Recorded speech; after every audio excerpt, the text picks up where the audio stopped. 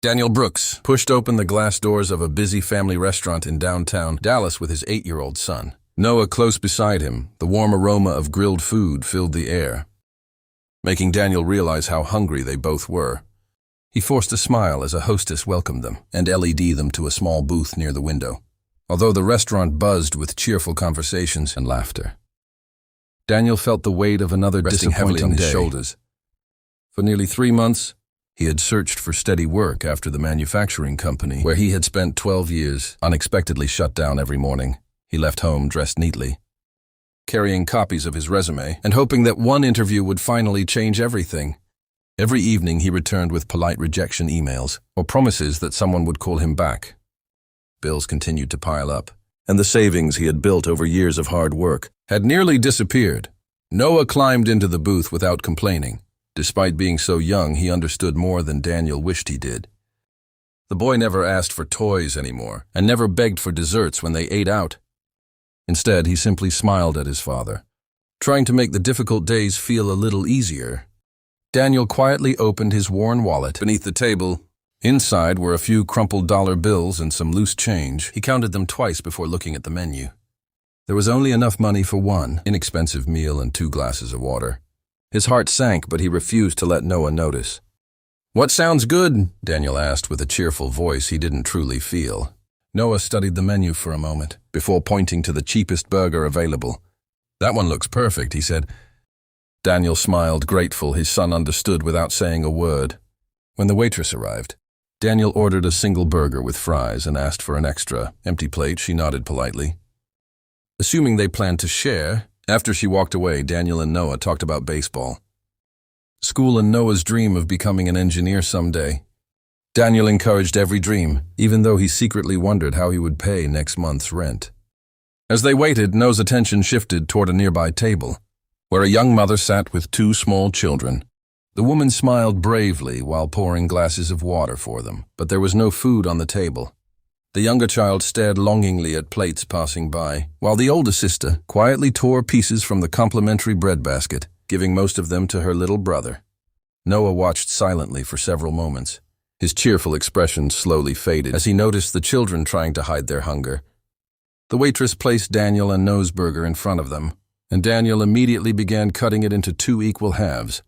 Before either of them could take the first bite, Noah gently touched his father's arm and leaned closer in a soft voice that carried more compassion than anyone expected. From an 8-year-old, he whispered, "Dad, they haven't eaten."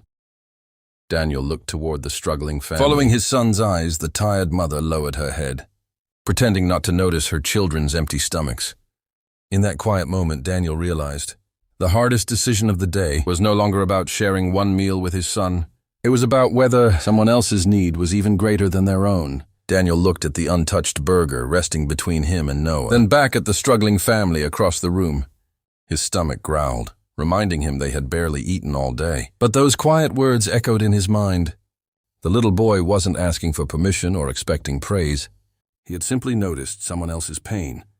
Before thinking about his own hunger, Daniel smiled gently at his son. "Are you sure?" he asked. Noah nodded without hesitation. "They needed more than we do." Daniel swallowed the lump in his throat.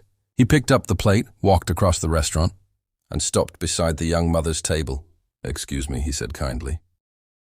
"My son and I ordered more food than we can finish. We'd really appreciate it if you helped us out." The woman looked at the plate, then at Daniel, immediately understanding that he was protecting her dignity. Her eyes filled with tears. "You don't have to do this," she whispered, "I know." Daniel replied with a warm smile, but I'd like to. The 2 children looked hopefully at their mother. She nodded, and they thanked Daniel before eagerly taking careful bites, trying not to appear too excited. Noah watched from his booth, smiling, as the younger boy's face lit up with happiness after his first bite. Neither Daniel nor Noah noticed that someone had been quietly observing everything from across the restaurant. Richard Harrison, the billionaire CEO of Harrison Industries, had been finishing a business dinner with several executives after a long board meeting. He had spent the evening discussing profits, investments, and expansion plans. Yet none of those conversations captured his attention, as much as the simple act unfolding a few tables away. He had heard Noah whisper, "Dad, they haven't eaten." He had watched Daniel hesitate for only a moment, before giving away the only meal they could afford, Richard turned to one of his executives. "Did you notice something?" he asked. The father gave away his dinner. Richard nodded slowly. "No. I noticed a man who chose kindness over desperation." Without another word, Richard stood from his chair. His business partners watched in confusion as he walked confidently across the dining room. Toward Daniel's table, Daniel looked up, surprised to see the distinguished businessman approaching. "Good evening," Richard said, extending his hand. "My name is Richard Harrison." Daniel shook it politely. "I'm Daniel Brooks. I couldn't help noticing what you and your son just did." Daniel looked embarrassed. "It wasn't a big deal," Richard smiled. "Actually, it was. Most people give when they have plenty. Very few give when they have almost nothing." Noah looked curiously between the two men. Richard pulled a business card from his jacket pocket and placed it on the table. "I own a company that serves communities across the country. Skills can be taught, but character can't. A father who teaches his son compassion through actions instead of words is exactly the kind of leader I want working with me." Daniel stared at the card in disbelief, convinced there had to be some misunderstanding. Richard continued, "Come to my office tomorrow morning at 9. I'd like to offer you an opportunity that could change your life." Before Daniel could find the words to respond, Richard smiled at Noah. "You reminded everyone in this restaurant what real success looks like." Then he quietly paid the bill for every family in the restaurant before walking out, leaving behind a room filled with stunned silence. And a father whose single act of kindness had opened a door he never imagined possible